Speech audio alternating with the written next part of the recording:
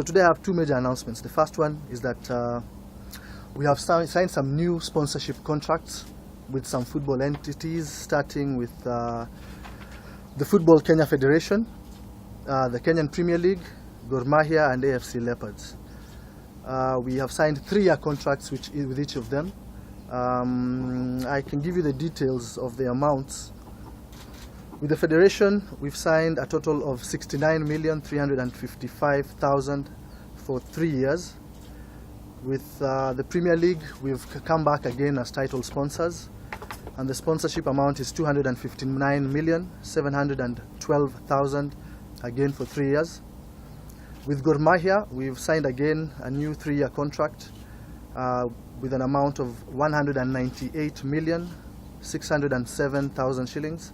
And with AFC Leopards, the amount is 156,403,406, again for 3 years.